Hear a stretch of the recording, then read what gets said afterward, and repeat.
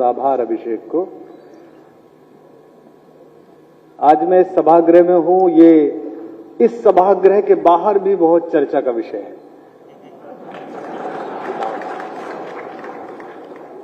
परसों जब से इसका पोस्टर बाहर गया है, दिल्ली के पत्रकारों को, अन्य दलों के बहुत सारे लोगों को बड़ी चिंता हुई कि मैं लखनऊ क्यों जा रहा हूं और अखिलेश यादव जी के बगल में बैठना है, प्रोफेसर साहब की किताब का विमोचन करना है।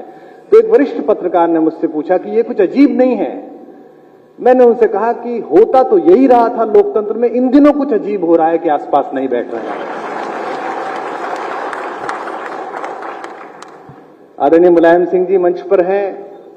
हम उत्तर प्रदेश के लोग जब बाहर जाते हैं तो मुझसे अक्सर राजस्थान, मध्य प्रदेश के, बंबई के नेता पूछते हैं कि मुलायम सिंह जी की क्या स्थिति है, अभी क्या स्थिति है नेताओं में। तो मैं उनसे अक्सर कहता हूं कि आप अलग पार्टी में हो सकते हैं, अलग विचार में हो सकते हैं।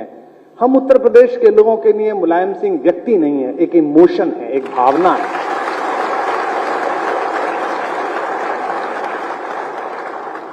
आप उनकी वैचारिकी से सहमत असहमत हो सकते हैं, उन्होंने जो निर्णय लिए उनसे सहमत असहमत हो सकते हैं, लेकिन जैसे आज लोग चर्चा करते हैं, मैं अपने बुजुर्गों के पास जब गांव में बैठता हूं तो चर्चा करते हैं कि नेहरू जी ये कहते थे, अटल जी ये कहते थे, इंदिरा जी ने ये कहा था, हमने लोहिया के साथ काम किया था।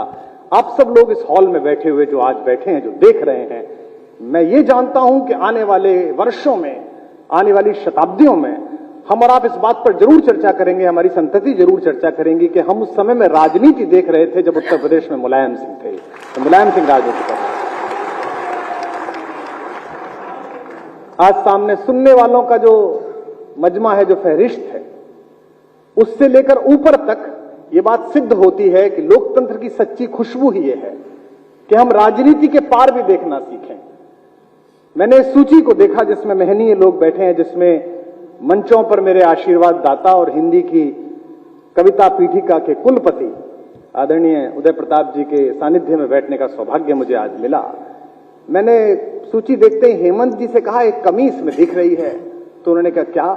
मैंने कहा उत्तर प्रदेश में चुनाव चल रहा है, शायद इसलिए यह कमी पूरी ना हो पाई होगी। क्या ही अच्छा होता कि इसमें भाजपा के भी कोई वरिष्ठ नेता होते, वो भी आते आज यहां पर मंच पर बैठते और प्रोफेसर साहब को चर्चा करते, उनका आभार व्यक्त करते, उनका अभिनंदन करते। यही तो लोकतंत्र की का सौंदर्य है, यही तो इसकी खुशबू है।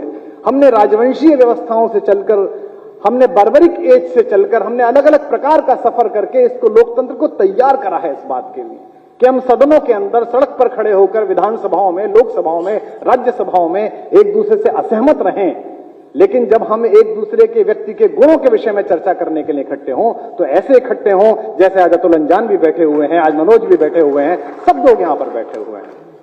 मेरा तो सचमुच अच्छा है अगर इस मंच पर कोई व्यक्ति इस शीर्षक के साथ सहकार कर सकता है राजनीति के पार, वो हम अकेला आदमी हूं, क्योंकि मैं सचमुच पार खड़ा हूं।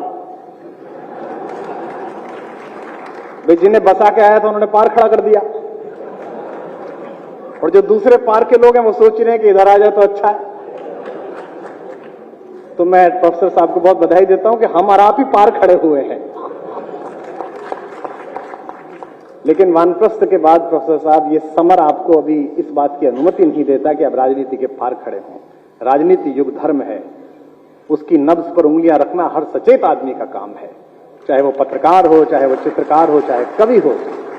आप चूंकि राजनेता हैं, आप पार्टी में हैं, आप राज्यसभा की शोभा है, तो आपका उत्तरदायित्व भी है। थकान आपके लिए अपेक्षित नहीं है। ये कहना, जब मैंने इस किताब को देखा तो मैंने प्रोफेसर साहब का फोन आया मेरे पास कि मेरा मन है कि तुम लखनऊ आओ, तो मैंने कहा ये किसने आपको सलाह दी कि आप 75 वर्ष इसका नाम रख लीजिए, क्योंकि मैं आज तक भ्रम में था कि आप 60 प्लस के हो। ये जिसने भी किया है वो निश्चित रूप से आपके यौवन से चिढ़ता है। तो आप यही मान के चलिए कि आप अभी उतने ही युवा हैं जितने इस समाजवादी आंदोलन के प्रारंभ से आपकी भूमिका थी। अखिलेश यादव यहां पर हैं, उनके विषय में बड़े सारी टिप्पणियां उनसे सम्मोहित यहां वक्ताओं ने की है, लेकिन मैं उनसे इतना ही कहता हूं कि आप संघर्ष करिए, आप लड़िए।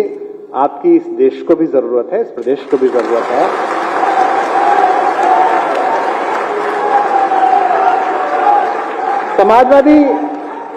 समाजवादी परिवार की एक विशेषता है, इस परिवार की एक विशेषता है, क्योंकि मैं मंच का कवि हूं तो मेरा एक छोटा सा लोभ भी ये है। कि हम हिंदी कवि सम्मेलनीय कवियों के लिए, हिंदी के साहित्यकारों के लिए जो सबसे अप्रोचेबल चीज होती है, सबसे ज्यादा आराम से जिनसे कह सकते हैं, कोई बात सुन सकते हैं, वो समाजवादी परिवार रहा। दिवंगत नीरज जी से लेकर हमारे प्रिय मित्र, मुझे आज भी याद है, मैं अमेरिका में था और हमारे एक बहुत ही योग्य गीतकार लखनऊ के थे, देवल आशीष, उनको एक समस्या हुई। आधी रात फोन करने पर, उस समय अखिलेश जी मुख्यमंत्री थे यहाँ पर, तुरंत व्यवस्था हुई, उनका उपचार हुआ, हमने बचा नहीं पाए। तो अक्सर लोग अपने हिसाब से, अपनी इच्छाओं के हिसाब से सोचते हैं कि भाई सामने अगर व्यक्ति है तो आराम से होगा। समाजवादियों का, इस पार्टी का, इस परिवार का विशेष रूप से हिंदी के प्रति लगाव रहता है।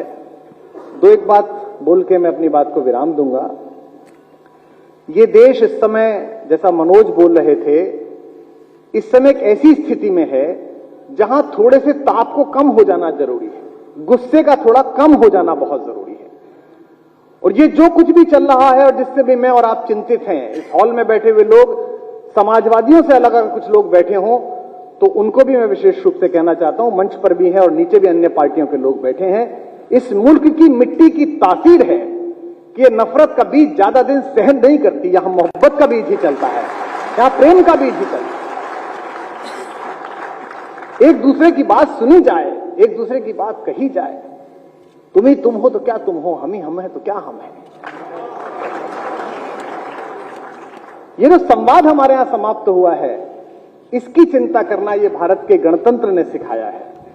प्रोफेसर साहब की पुस्तक में मैंने देखा, विशेष रूप से ये मुझे पर्ची दी गई है और ये चूंकि प्रमोद तिवारी जी के लेटर पैड पर है, उनकी छोटी सी पर्ची पर है, जिसमें कहा गया 4 लाइन भी सुना देना। मैं राजनीति से बाहर आया हूं पर इतना मूर्ख भी नहीं हूं कि बिना पेमेंट कुछ करूं।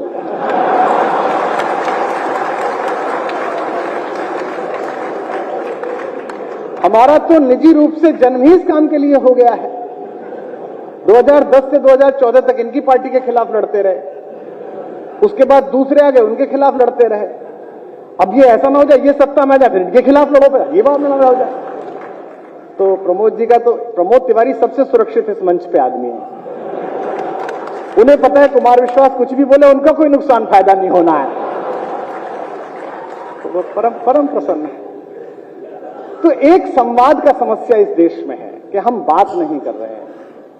मैं किसी पर टिप्पणी नहीं कर रहा, किसी राजनीतिक दल पर भी टिप्पणी नहीं कर रहा, लेकिन समाजवाद के जो नए लोग हैं और जो यहां बैठे हुए लोग हैं, वो भी इस बात की कोशिश करें कि हो सकता है आप ही अंतिम सत्य ना हो सकता है दूसरे का सत्य भी सुना जाना चाहिए। और यही हमने गणतंत्र में एक बातचीत का रास्ता तैयार करा है। इसको बचाने की जरूरत है, चाहे किसी भी पार्टी के लोग हों। इसीलिए मैंने शुरू में कहा कि यह सभी पार्टियों के लोग हैं, एकाध दल के लोग नहीं दिख रहे हैं। और मैं जानता हूं उनकी शुभकामनाएं भी प्रोफेसर साहब के प्रति बहुत हैं। वो एक ऐसे व्यक्ति हैं जो अजात शत्रु व्यक्ति हैं। जब अटल जी दिवंगत हुए तो हम यही कहते थे कि भाई अटल जी के विरोधी हो सकते हैं, लेकिन उनका कोई ऐसा विपक्षी नहीं है जो उनके रहने से असहमत हो। कुछ लोग जिनके रहने से शोभा होती है। आज हेमंत जी ने बड़ा सुंदर शब्द दिया रामगोपाल जी को कि रामगोपाल जी उत्सव मूर्ति हैं। वे भारतीय जनता पार्टी से लेकर समाजवादी पार्टी तक सबकी राज्यसभा में उपस्थिति होने के बाद उत्सव मूर्ति हैं। और एक मुझे सबसे सम्मोहक आज लगा, जो मनोज ने भी नोट किया, कि नेताजी जब मंच पे आए तो उन्हें इस बात की चिंता नहीं थी कि इस मंच पर कौन बैठा है, उन्हें चिंता थी नीचे कौन बैठा है। और आयु जब बढ़ती है तो बचपन लौटता है। कल भी मैं देख रहा था जब अखिलेश ने संभाल रहे थे, जब उनको कह रहे थे कि आप बैठ के बोल दीजिए, तो उनके अंदर जद्दोजहद थी कि नहीं मैं खड़े होकर सबका सम्मान करूं, सबका हाथ हिला दूं, सबसे संवाद कर दूं। ये जो मोहकता है, ये जो लालित्य है, ये जो प्रेम है, ये जो स्पंदन है, ये तभी आता है जब आपने वर्षों काम किया हो, लोगों के लिए सोचा हो, जनता के लिए सोचा हो। मैं इस पुण्य अवसर पर बहुत बहुत शुभकामनाएं देता हूं। मैं इस मंच पर एक केवल प्रियवल हमारे जो अनुज मनोज है, इनके अतिरिक्त सबसे आयु में छोटा हूं, इसलिए मैं केवल शुभकामनाएं दे सकता हूं। मैं अपने स्वस्थ वाचन आपके लिए दे सकता हूं प्रोफेसर साहब, क्योंकि मेरा और आपका कार्य भी एक है। मैं भी विश्वविद्यालय सेवा में रहा, 17 वर्ष मैंने पढ़ाया, आपने भी पढ़ाया। बस थोड़ा सा गड़बड़ी हो गई कि मैंने जो शुरू की थी वो पूरी नहीं हो पाई, लोग ले भगे। आपकी वही है क्योंकि आपका परिवार है, आप वहीं पर हैं।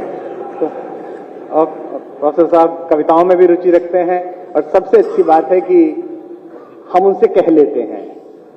मैं अन्य दलों के लोगों से भी कहता हूं। कल रात्रि में परसों एक कार्यक्रम में था, वहां एक प्रदेश के मुख्यमंत्री बैठे थे।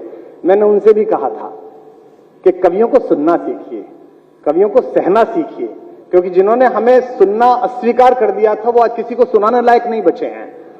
दिल्ली में है मामला, ऐसा स्थिति है। तो सुनना सीखिए ताकि लोग, आप कई बार सत्ता अहंकार देती है, सत्ता आपको गुरूर देती है, जब आप इससे नीचे उतरते हैं तब आपको पता चलता है।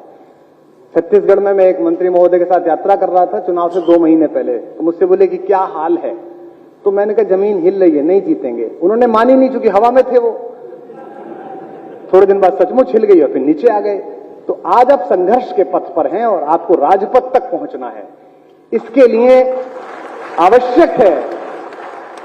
आवश्यक है कि आप इस मंच पर बैठे हुए जो 4 महत्वपूर्ण लोग हैं, इनमें आपके पास कविवर उदय प्रताप जी जैसी चिंतना होनी चाहिए, आपके पास मुलायम सिंह यादव जी जैसा संघर्ष होना चाहिए, आपके पास प्रोफेसर राम गोपाल जी जैसी योजना होनी चाहिए और आपके पास अखिलेश यादव जैसा उत्साह होना चाहिए, तब जाकर आप तो मेरी शुभकामनाएं प्रोफेसर साहब को हैं। मुझे कहा गया है कि मैं लाइनें सुना दूं और ये प्रमोद तिवारी जी का आदेश है, और ये कांग्रेसी लोग हैं, ये मान अपमान भूलते नहीं है, मुझे पता है।